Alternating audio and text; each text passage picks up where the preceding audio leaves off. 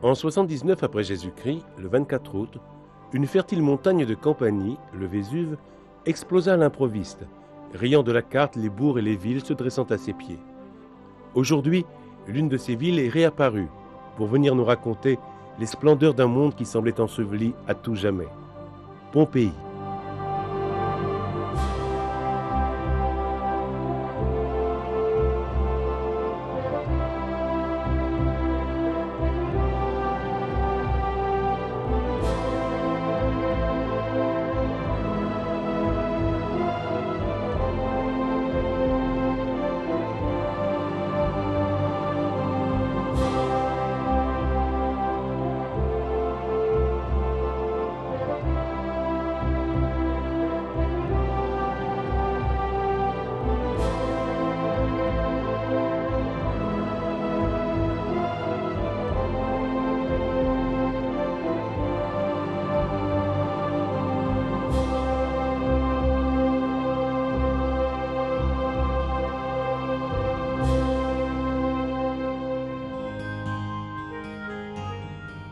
Mais pourquoi donc autant de touristes continuent-ils à visiter un endroit sombré dans l'oubli il y a 20 siècles?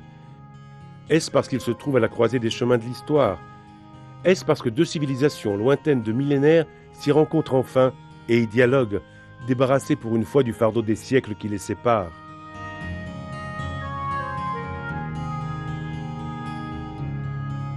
Lorsqu'elle fut frappée, Pompéi était l'une des villes les plus évoluées de la Campanie. Elle n'était d'ailleurs pas très jeune non plus, bien au contraire. Née 700 ans auparavant, elle avait connu la domination des Étrusques, des Grecs, des Samnites et, pour finir, de l'indomptable Rome antique, qui en fit une colonie en l'an 80 avant Jésus-Christ. Elle entrait alors dans son dernier siècle de vie, un siècle qui vit augmenter sa vocation commerciale.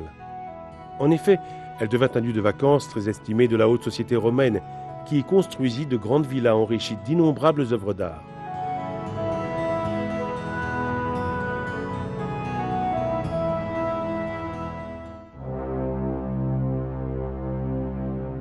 Le commencement de la fin se fit entendre en l'an 62 après Jésus-Christ, lorsqu'un terrible tremblement de terre frappa la région du Vésuve, faisant des victimes et causant des dégâts à Pompéi aussi.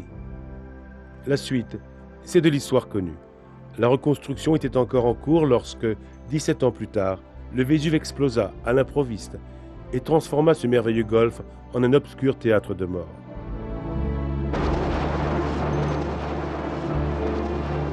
Ce fut un jeudi, le jour dédié à Jupiter, mais le Père de tous les dieux ne se montra guère généreux avec cette ville qui le vénérait pourtant comme son saint protecteur. Une quantité immense de cendres et de lapilli se déposèrent sur la région, en formant un manteau de mort, et à la fin, une nuée de gaz toxiques se déversa sur les hommes et sur les choses, en éliminant toute forme de vie. Son souvenir s'éteignit petit à petit, et elle fut redécouverte 17 siècles plus tard seulement, grâce à Charles de Bourbon et à un groupe d'archéologues. Ces derniers la réveillèrent de son long sommeil à travers l'œuvre de restauration la plus étonnante de tous les temps.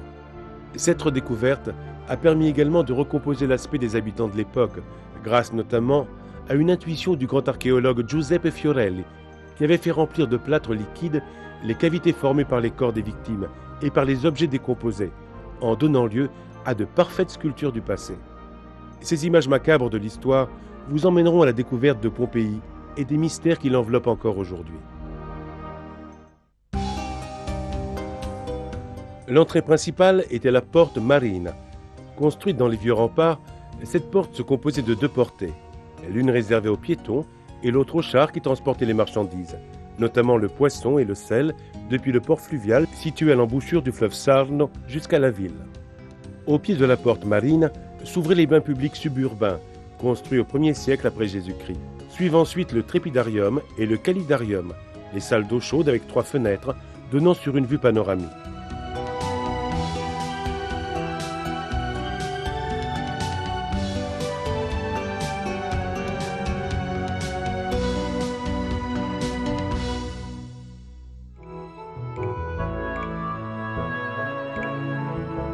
Une fois à l'intérieur de la ville, nous pénétrons au cœur de la vie sociale et religieuse de Pompéi.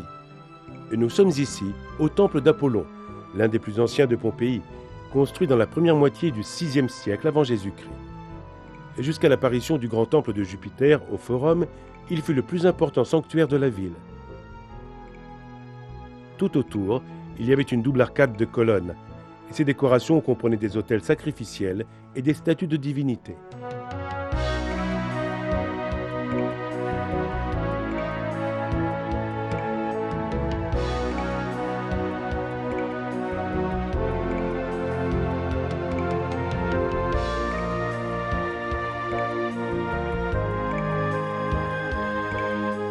Il nous est donné aujourd'hui de pouvoir admirer les copies d'une statue d'Apollon et celle d'un buste de Diane. En bas de l'escalier d'accès, on trouve un autel en travertin, sur lequel apparaît une inscription attribuant sa réalisation au Quatuor Vira, c'est-à-dire aux hommes qui gouvernaient la ville à cette époque. Près de l'autel, une colonne dorique porte une autre dédicace, nous rappelant que la construction, y compris la ligne méridienne placée en son sommet, a été financée par le Duum Vira, Lucius Sepurnius et Marcus Aurelius.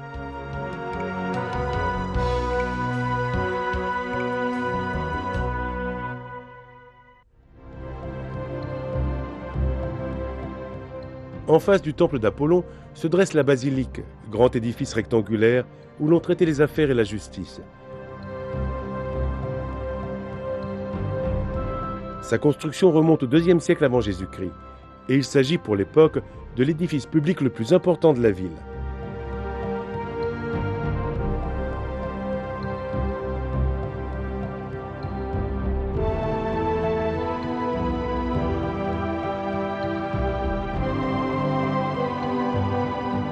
Au fond, vous devinez les restes du tribunal, auquel les juges accédaient par un escalier en bois.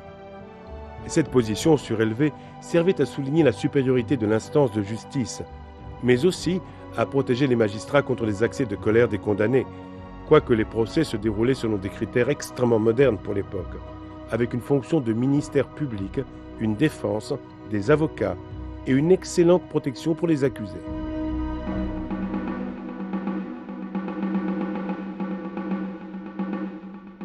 Le forum était au centre de la vie politique, administrative et religieuse de Pompéi. Souvent, on y donnait des spectacles organisés par des particuliers. Il était entouré d'une colonnade bâtie sur 2 étages et l'accès y était interdit aux chars.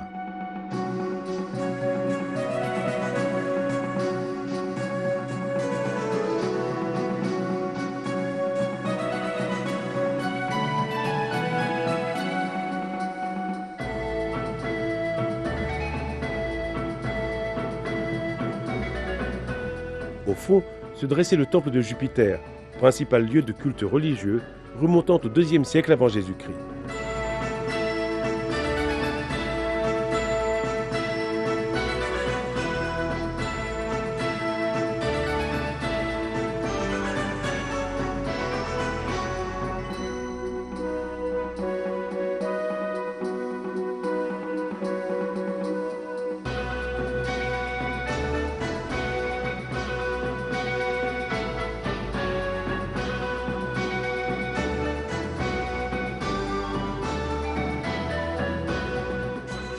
Ce temple abritait la statue de la divinité et cachait dans ses souterrains le denier public, en latin Aerarium, et les offrandes votives.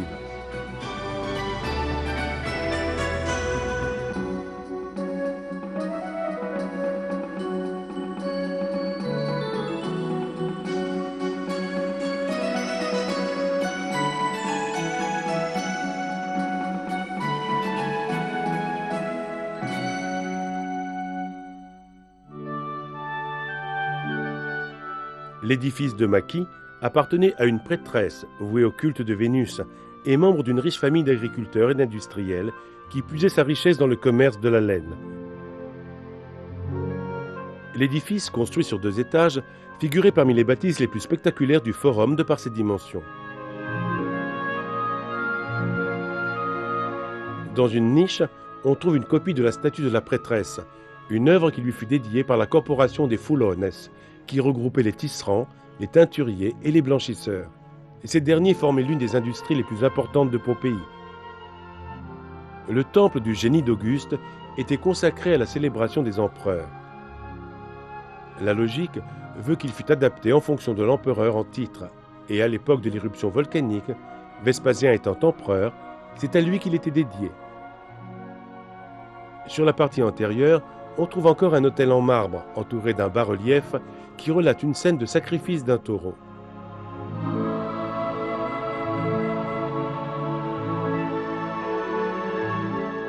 Au Macellum avait lieu le commerce de la viande et du poisson. Tout autour, des boutiques. Au centre de la place, une rotonde formée de 12 colonnes recouvertes d'une coupole, et au milieu, un bassin dans lequel on a même retrouvé des arêtes, des épluchures de fruits et de céréales. On pense en outre que la façade était occupée par les boutiques des argentari, les cambistes.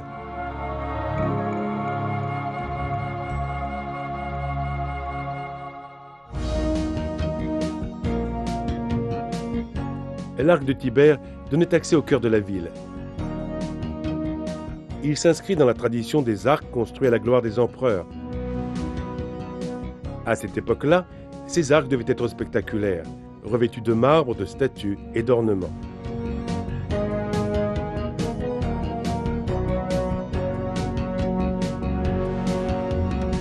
Un peu plus loin, on découvre un autre arc, tout aussi beau, le long de la Via Mercurio. Celui-ci est dédié à l'empereur Caligula. À son époque, il était surmonté d'une grande statue équestre. À proximité de l'arc de Caligula gisent les ruines du temple de la fortune Augusta, construit sur un haut podium et accessible par 2 escaliers. Ce monument fut, comme beaucoup d'autres, l'œuvre d'un particulier nommé Marcus Tullius, qui le fit ériger à ses frais.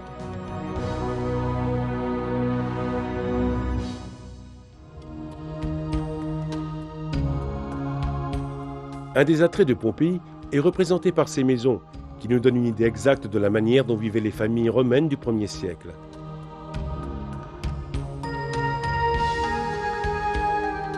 Certaines d'entre elles sont des demeures très luxueuses, immenses, et équipées de tous les services possibles, y compris les salles de bain avec eau chaude et eau froide, qui souvent alimentaient même de petites thermes privées. Celle que vous voyez ici est la maison de Pansa. Sa structure nous rappelle la perfection de l'ossature habitative romaine. Voici l'impluvium, qui servait à récolter l'eau de pluie dans une citerne.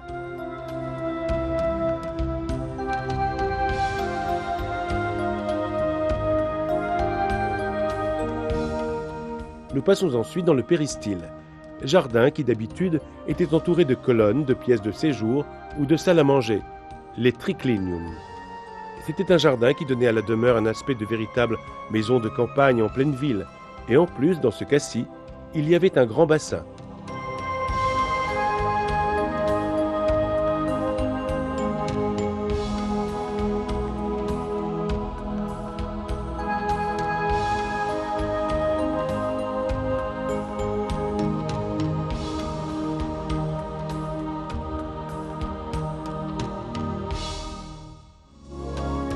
Un peu plus loin, nous trouvons la maison du poète tragique. Elle doit son nom à une splendide mosaïque qui évoquait une scène de théâtre. Réalisée sur le sol du Tabelin, cette mosaïque est aujourd'hui conservée dans le merveilleux musée archéologique national de Naples. Mais cette demeure est plus connue pour une autre mosaïque située à l'entrée et reportant l'inscription Cave Canem. Essayons d'en faire la reconstruction pour découvrir son aspect avant l'éruption volcanique. Dans l'entrée, nous avons l'impluvium, classique, avec tout autour les chambres de service. Plus loin, un petit jardin dominé par un laraire, un petit temple voué au Laha, protecteur des familles. Le triclinium, salle à manger, nous offre 2 fresques. Vénus entourée de petits amours,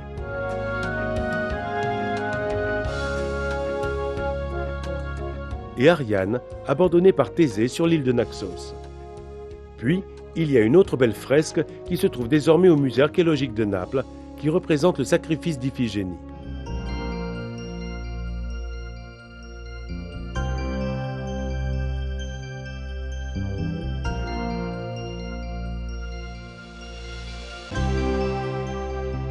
Cette demeure contenait des œuvres d'art extraordinaires, comme par exemple la célèbre mosaïque recouvrant un sol tout entier, qui avait pour thème l'une des batailles, celle d'Issô peut-être, qui permirent à Alexandre le Grand de battre le roi de Perse, Darius. Il s'agit d'un véritable chef-d'œuvre pour lequel l'artiste a utilisé 1,5 million de petites tesselles colorées.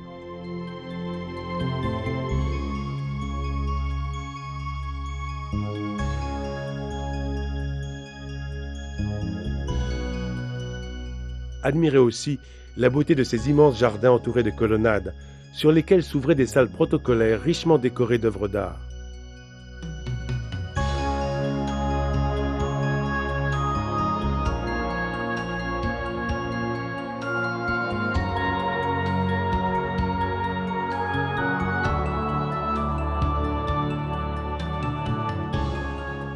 Des statues, des fresques, des mosaïques, représentant des scènes d'animaux, des histoires maritimes et mythologiques, inspirées du monde égyptien.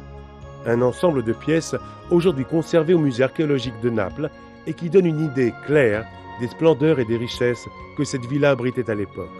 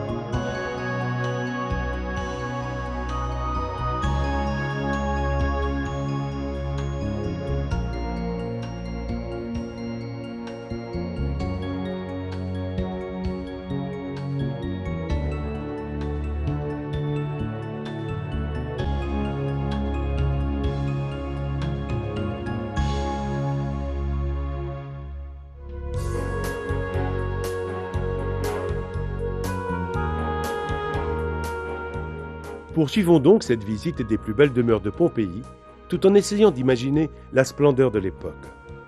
Voici la maison de Lara Maxima, une petite demeure certes, mais dont les décorations exquises font néanmoins deviner un haut niveau social et surtout le bon goût des propriétaires.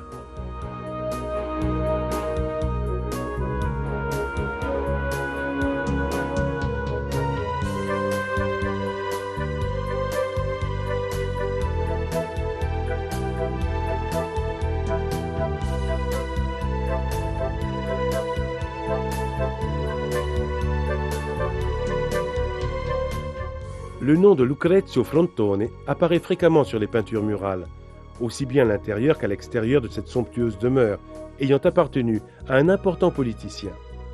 À l'intérieur, on trouve comme de coutume l'impluvium, avec son canal d'écoulement qui servait à recueillir l'eau de pluie dans une citerne.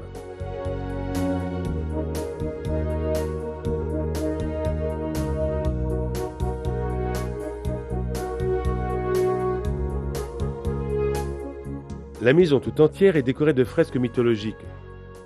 Et voici les petits amours de Mars et Vénus.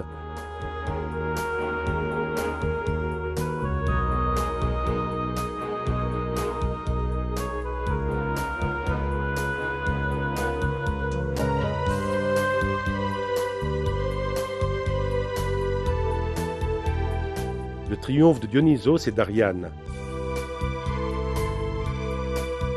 Thésée qui reçoit le fil d'Ariane, grâce auquel il pourra s'échapper du labyrinthe.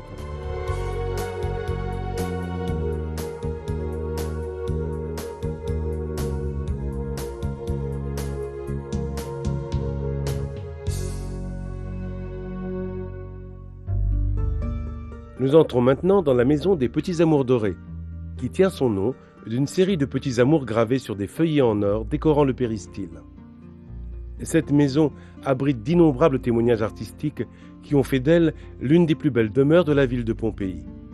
Sur les plates-bandes du jardin se dressaient des bustes de divinités, des reliefs aux motifs dionysiaques, des masques suspendus entre les colonnes, des sculptures enchâssées dans les murs, le tout dans un contexte qui semble davantage s'inspirer d'un univers artistique et réel que de la vie quotidienne.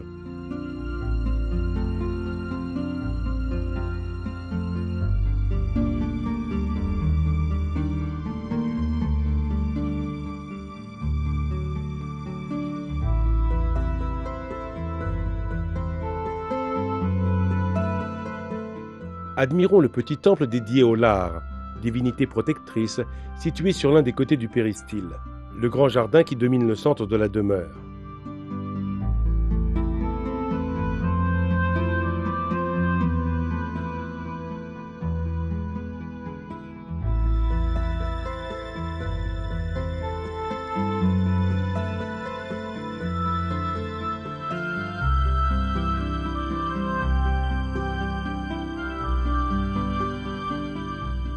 À proximité de ce dernier se trouve un Sacellum, dédié à la triade divinité égyptienne, Harpocrate, Isis et Séraphide. Le dieu Anubis à la tête de chien est à leur côté.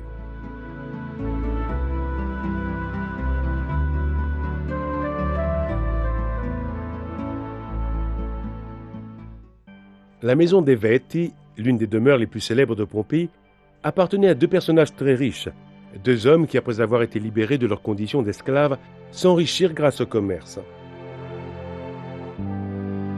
À l'entrée, nous trouvons l'étonnante image d'un priape en train de peser son énorme phallus prophylactique. Cela servait à se protéger contre le mauvais œil, à l'aide d'une balance. Sur l'un des plateaux de cette même balance, il y a une bourse contenant des pièces.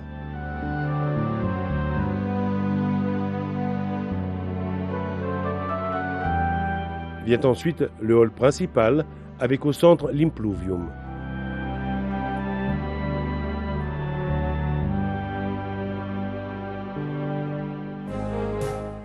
Le péristyle, lui aussi, occupait une place centrale au sein de la demeure. Il s'agissait d'un jardin fleuri et agrémenté de jeux d'eau et de statues. L'eau s'écoulait dans toute la maison, à travers des tuyaux en plomb.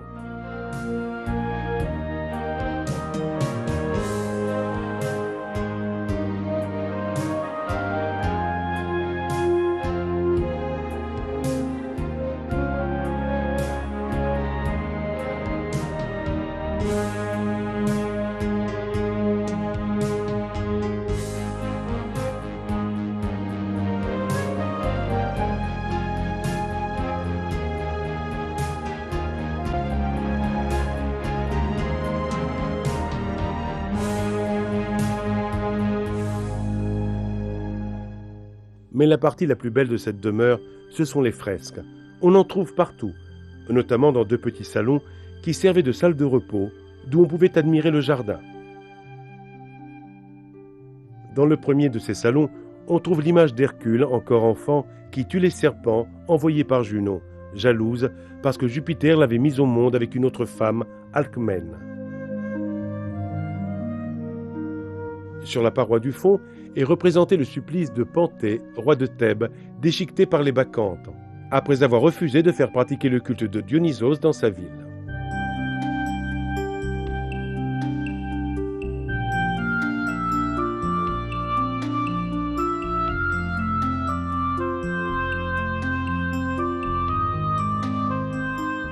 À droite, c'est le supplice de Dirce, reine de Thèbes, qui domine la scène. Amphion et Zétus l'attachent à un taureau pour venger leur mère, qu'elle avait fait incarcérer.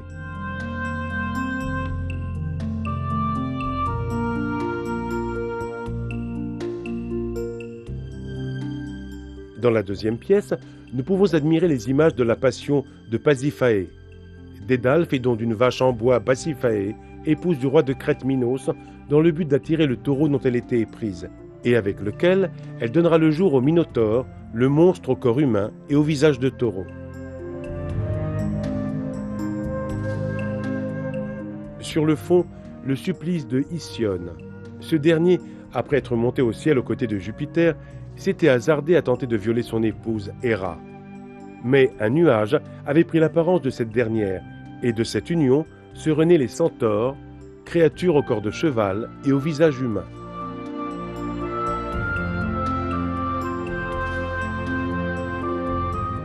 La dernière paroi est dominée, elle, par la scène d'Ariane réveillée par Bacchus sur l'île de Naxos pendant que Thésée s'enfuit en bateau.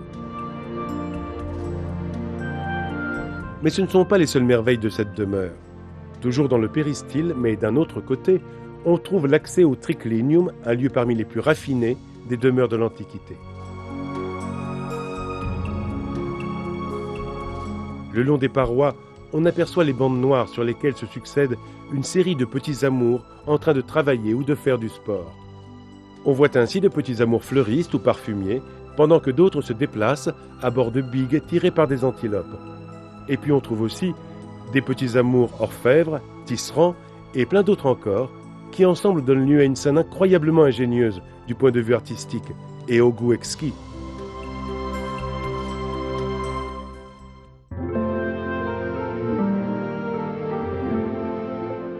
La maison du labyrinthe, située à proximité de celle des Veti, est un autre exemple de style architectural remontant à l'époque des Samnites, c'est-à-dire au IIe siècle avant Jésus-Christ. Elle doit son nom à l'une de ces mosaïques qui a pour motif précisément un labyrinthe.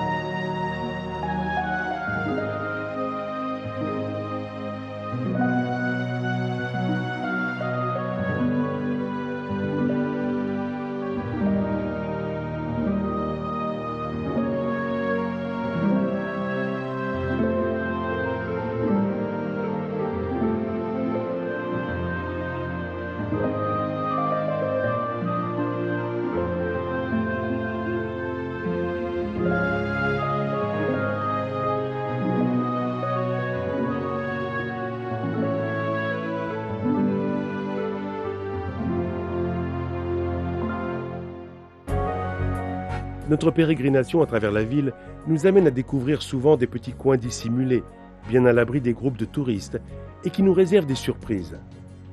Nous voici ici dans la maison des Pygmées, où l'on trouve cette sympathique fresque nilotique qui prouve une fois de plus combien les Pompéiens appréciaient la culture égyptienne. L'amour des Pompéiens pour l'art et les ornements transparaît à travers ces deux figures, entre autres cette très jolie tête de porcelet, située dans une pièce qui n'en avait pas vraiment besoin, puisque c'était une cuisine.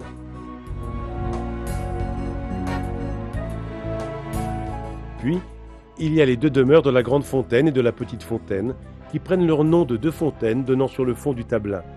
Elles sont ornées de stucs, de pâtes de verre et de coquillages. Dans cette demeure, ayant appartenu à Pacius Proculus, nous pouvons admirer le sol splendide, recouvert de mosaïques en très bon état. La maison des Cei mérite aussi une visite. Elle remonte à l'époque des Samnites. Admirez la splendide fresque murale au fond du jardin, sur laquelle on peut voir une scène de chasse. Cette demeure tient elle aussi son nom d'une scène de chasse antique avec des fresques inspirées de scènes de chasse appartenant au IVe style de la peinture pompéienne, c'est-à-dire à la dernière période.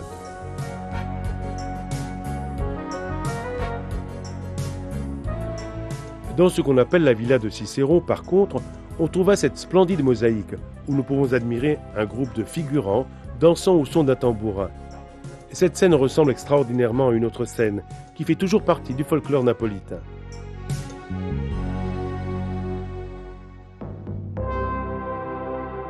Pompéi a plusieurs attraits en dehors de ces murs d'enceinte. Reprenons donc notre promenade le long des nombreuses rues par lesquelles on accède aux différents quartiers. La chaussée magistralement construite permettait aux chars de bien y circuler. Elle était bordée de hauts trottoirs qui protégeaient les passants contre la grande quantité de déchets s'écoulant dans le caniveau. Rappelons qu'il n'y avait pas de système d'égout avant la sortie de la ville. Souvent, il y avait même des passages piétonniers, faits de blocs de pierre et agencés de manière à permettre aux passants de traverser aisément les rues. Nous nous dirigeons maintenant vers la partie nord de la ville, la plus élevée, d'où on peut encore admirer l'énorme enceinte. On peut observer les nombreuses tours, comme la tour de Mercure, qui avait servi à renforcer la garde avant la conquête de la ville de la part des Romains, avec lesquels commença une longue période de paix dans la région. À l'extrémité nord-ouest de l'enceinte, on trouve la porte d'Herculanum, l'une des 7 portes de la ville. C'était une porte à 3 portées, surplombée de voûtes en berceau, avec un grand battant en bois et 2 plus petits. D'ici, on rejoint la Via dei Sepolcri, l'un des cimetières de la ville. Il y a une autre nécropole importante à signaler, celle de Porta Nocera. Comme les autres, elle était située pour des raisons d'hygiène à l'extérieur de l'enceinte de la ville.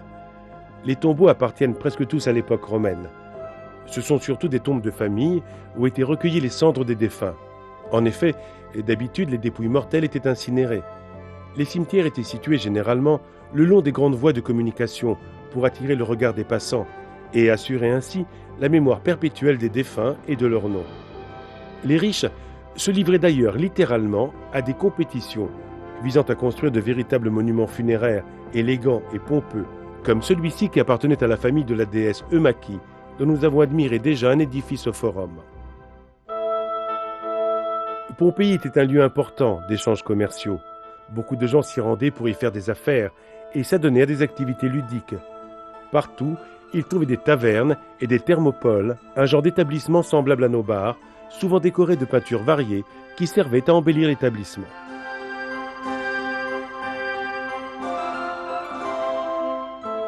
Il y avait à l'époque un grand nombre de pistrines, des moulins à farine, où l'on fabriquait et vendait du pain. La farine était obtenue à partir de grandes meules en pierre volcanique. Elle était ensuite travaillée et cuite dans un four en pierre. Il y avait aussi un grand nombre de commerces communs, comme les barbiers. Et même un tripot fréquenté par des hommes et des femmes, une présence qui témoigne du goût des Romains pour les jeux de hasard. À part les thermes suburbains, Pompéi comptait 3 bains publics installés en pleine ville. Et nous sommes ici, à l'intérieur du Tepidarium, au terme du Forum. C'est une salle avec voûte, en berceau, réchauffée au moyen d'un grand brasier. Le long des murs se succède une série de niches décorées de statuettes en terre cuite représentant des Télamos. Juste à côté, nous pénétrons à l'intérieur du Calidarium où les clients prenaient des bains chauds dans un grand bassin commun et des bains de réaction dans un autre bassin plein d'eau froide. On lit encore sur celui-ci une inscription citant les noms des magistrats qui le firent construire, avec le denier public cette fois-ci.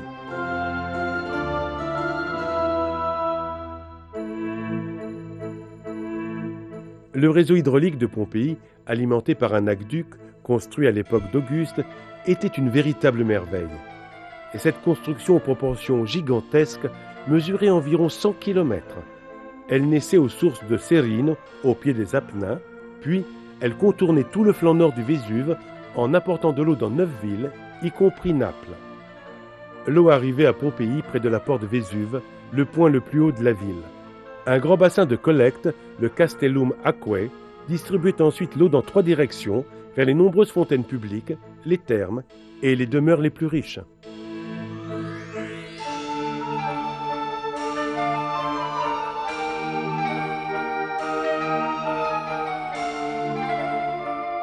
Il fallait probablement beaucoup d'eau pour remplir la Fulonica, c'est-à-dire le lavoir. Ces installations étaient tellement nombreuses à Pompéi que les fulones, les lavandiers, formaient une importante catégorie professionnelle. Les tissus étaient lavés et écrasés avec les pieds dans de grands bassins qui contenaient généralement un mélange d'eau et d'urine. Et celle-ci remplaçait la soude en raison de son contenu en ammoniac.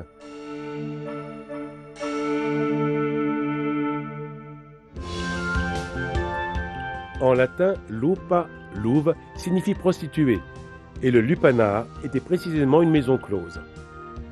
Ce métier était exercé dans beaucoup d'endroits de Pompéi, mais ce lupanar était le seul destiné exclusivement à cette occupation. Il s'agissait d'un édifice à 2 étages avec 10 chambres, 5 à l'étage supérieur, plus spacieuses et confortables, et 5 au rez-de-chaussée, petites et très peu discrètes.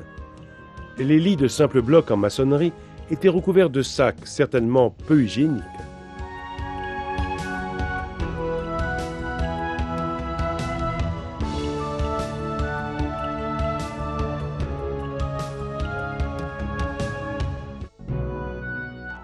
Le forum triangulaire, autre grand espace consacré à la vie sociale et à la pratique du culte religieux, à part le forum de Porte Marine, devait son nom à sa forme particulière en triangle. Il s'agissait d'un lieu sacré, sur lequel se dressait un temple construit vers la moitié du VIe siècle avant Jésus-Christ, situé juste en face de la mer.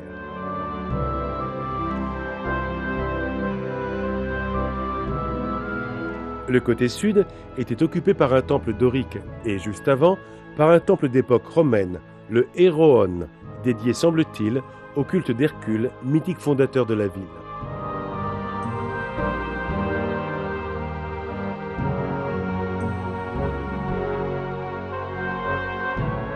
Encore plus au sud, un puits creusé dans de la roche volcanique que l'on avait transformé en monument, en construisant tout autour un tholos, une construction circulaire fabriquée à partir de colonnes doriques en tuf.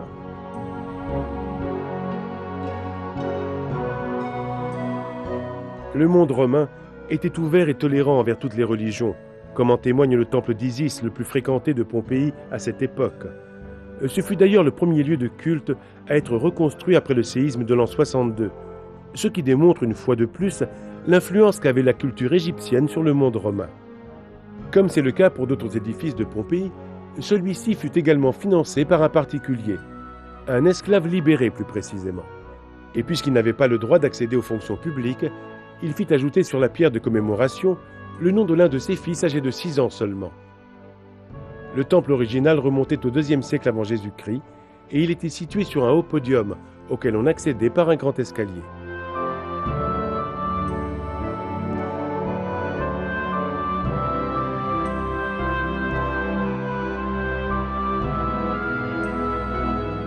Le musée archéologique national de Naples abrite de nombreuses fouilles et objets d'art retrouvés dans ce temple, comme cette peinture représentant le mythe de Io, la prêtresse d'Héra Argive, qui arrive à Canope et libère Argos de sa captivité.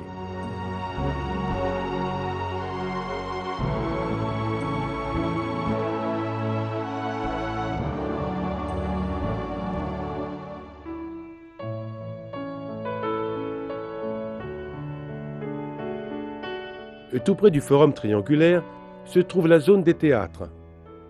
Pompéi avait 2 théâtres publics. Le premier fut réalisé en 80 avant Jésus-Christ aux frais du même Douomvira qui avait fait don de l'amphithéâtre à la ville.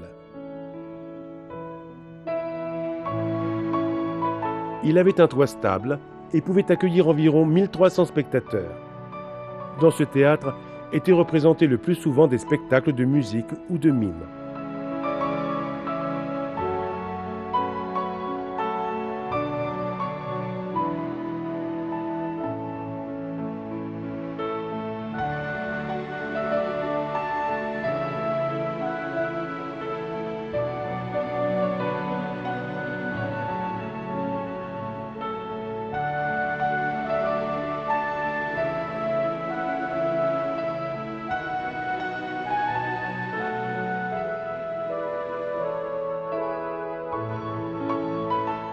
Le Grand Théâtre fut construit au IIe siècle avant Jésus-Christ et pouvait accueillir jusqu'à 5000 spectateurs.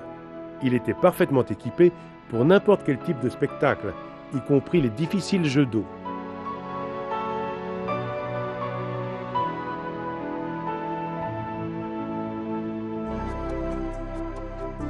Derrière le Grand Théâtre se trouvait la caserne des gladiateurs qui occupait un grand espace. C'est là que les gladiateurs logeaient et s'entraînaient. Tout le site est un précieux musée de graffiti illustrant la vie et le destin de ces hommes, souvent malheureux, qui dans certains cas devenaient même célèbres.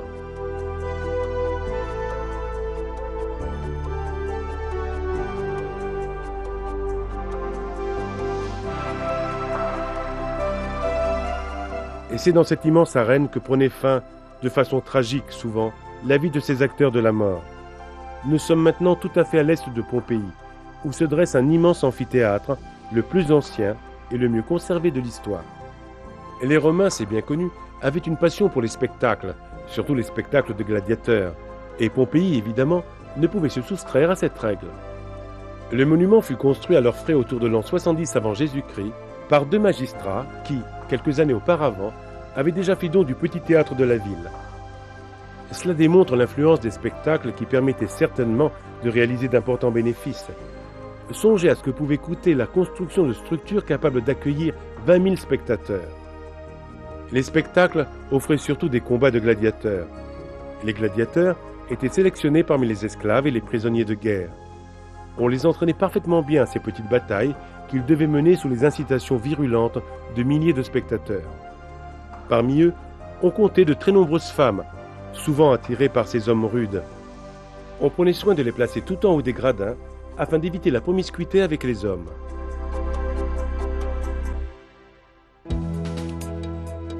Mais allons visiter les quelques demeures patriciennes qui manquent encore à notre promenade.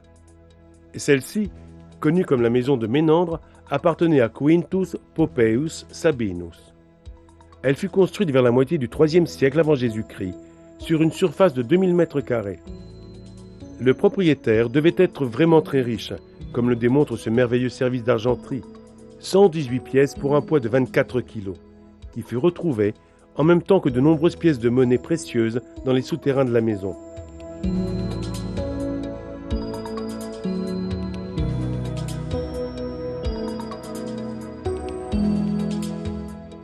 On peut y admirer aussi le charmant petit temple des Lares, les divinités protectrices des maisons.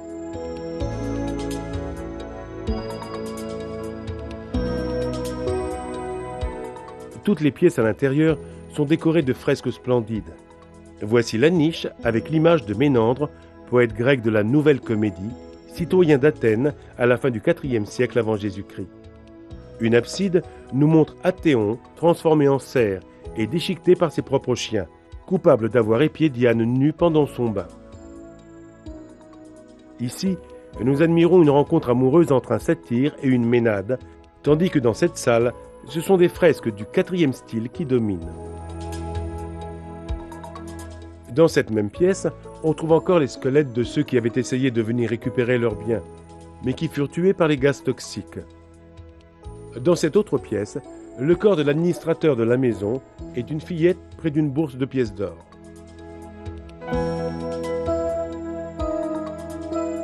Cette demeure possédait tous les conforts, y compris un équipement thermal privé richement décoré. Dans la grande salle se trouve un grand bassin entouré de 8 colonnes. On passe ensuite dans le Calidarium, décoré d'une très belle mosaïque au sol, montrant un esclave qui apporte des onguents à son maître, et une scène maritime.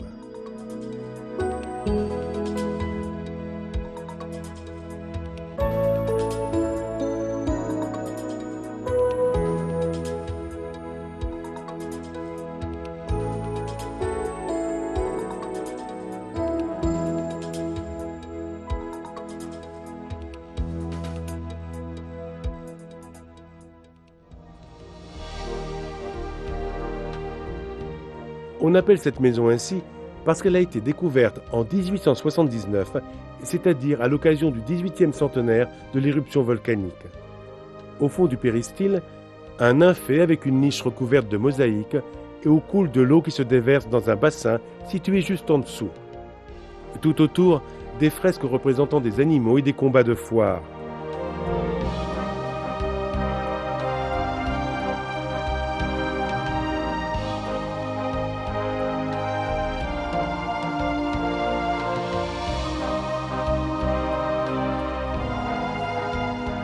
Dans d'autres pièces, on trouve d'autres jolies fresques, certaines même à caractère érotique.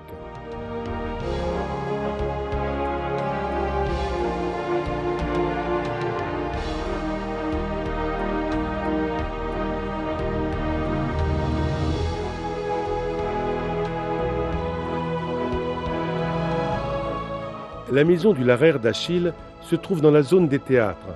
Le nom est lié à un sacellum situé dans l'entrée, l'atrium.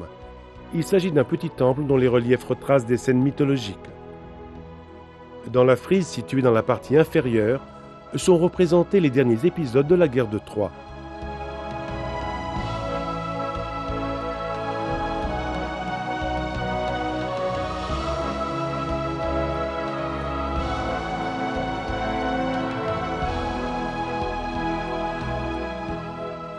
Dans une autre pièce de la maison, on remarque une fresque nous montrant des scènes avec de grands éléphants.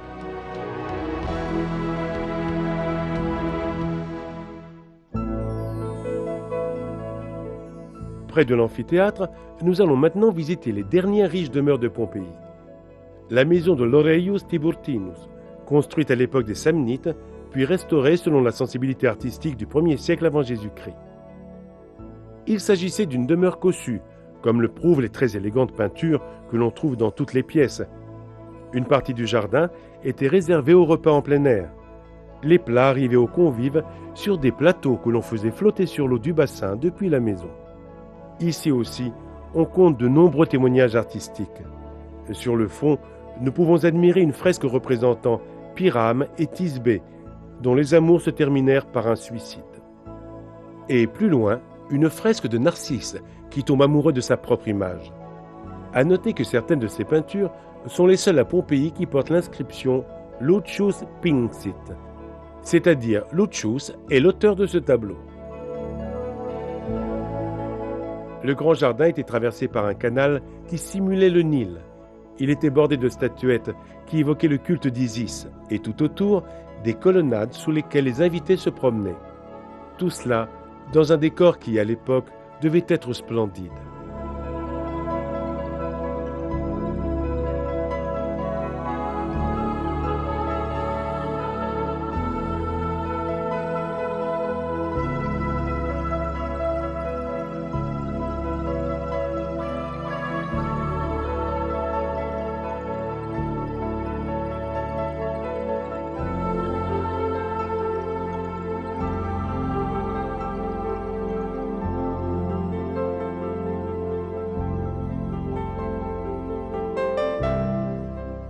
Près de la demeure de Laureius Tiburtinus se trouve la maison de Vénus sur un coquillage, découverte seulement en 1952.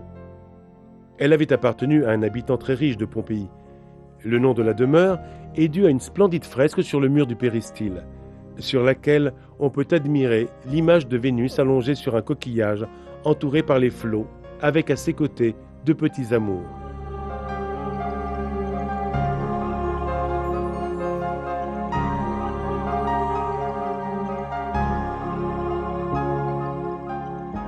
La peinture s'accompagne de deux œuvres, l'une représentant Mars, l'autre une fontaine.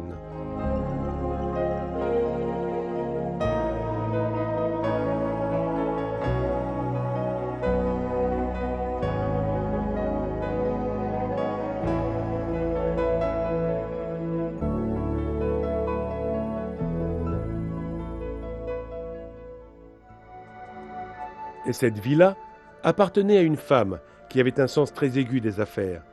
Elle exploita en effet la grandeur de sa demeure, ainsi que la crise du secteur immobilier après le terrible tremblement de terre de l'an 62, pour en louer une partie importante à des clients aisés.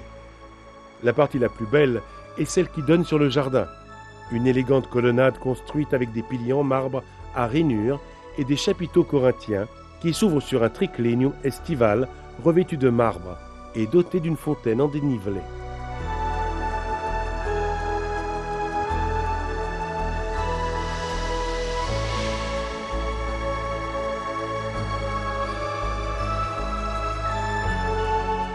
Dans un édicule situé au fond du jardin, destiné au culte d'Isis, on a trouvé un splendide tripode en bronze conservé aujourd'hui au Musée national de Naples.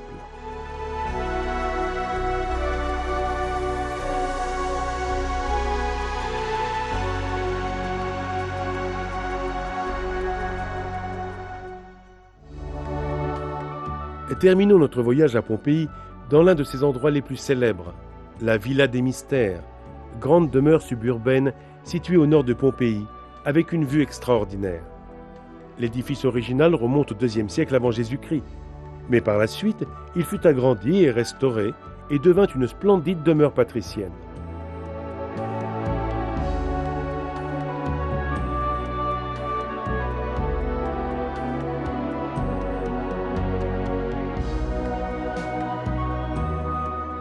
Après le tremblement de terre, elle fut transformée en ferme agricole. On trouve d'ailleurs des traces de cette transformation dans la grande cuisine et dans le quartier rustique, où a été construit le torcularium, une grande poutre en bois à la tête de bélier qui servait à presser le raisin. Sur une des parois, on remarque un graffiti représentant la caricature d'un sénateur dont nous connaissons même le nom grâce à une dédicace qui lui est adressée, Rufus. La villa est devenue célèbre dans le monde entier pour ses fresques, notamment celle qu'on trouve dans un cubiculum, petite chambre à coucher.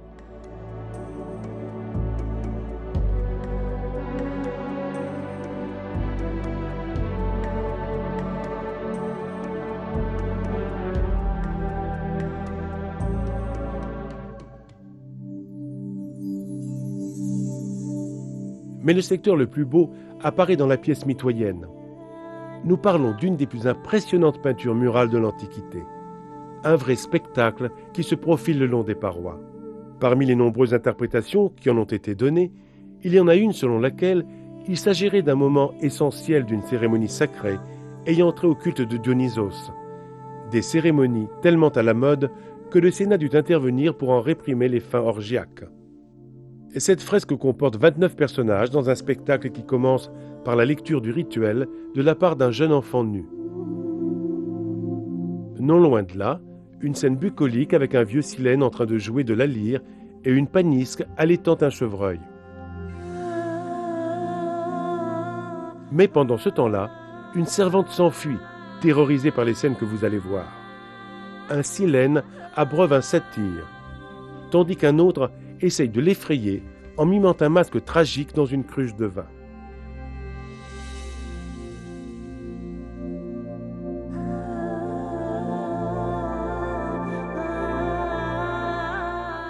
Un peu plus loin, nous apercevons Dionysos, ivre et à moitié nu, s'abandonner sur les genoux d'Ariane.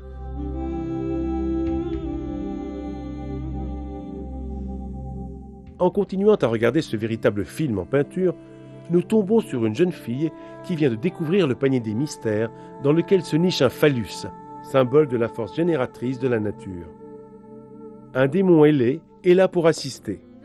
Il est prêt à flageller la jeune fille terrorisée qui s'est réfugiée dans les bras d'une matrone.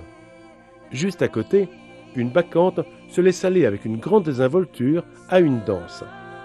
L'œuvre tout entière s'avère être l'une des productions artistiques les plus extraordinaires de l'histoire de l'art. Un chef-d'œuvre absolu de forme et de contenu. Notre voyage à Pompéi s'achève ici. Nous voyons encore la ville défiler sous nos yeux, mais sans toute cette foule de touristes qui l'envahissent chaque jour. Nous la remettons dans les mains de ses habitants, comme autrefois. Des ombres discrètes et figées dans le désespoir et la stupeur nous dépeignent encore la vie, l'art et le génie d'une civilisation tombée dans l'oubli, prête à évoquer avec orgueil la beauté impétueuse et blessée de cette merveilleuse ville de Pompéi. Une ville qui fascine et séduit encore et toujours, orgueilleuse du souvenir laissé par son ancienne splendeur, et qui nous oblige aussi à méditer sur les caprices d'un destin railleur et sans compassion, capable de tuer tout un peuple pour le rendre immortel.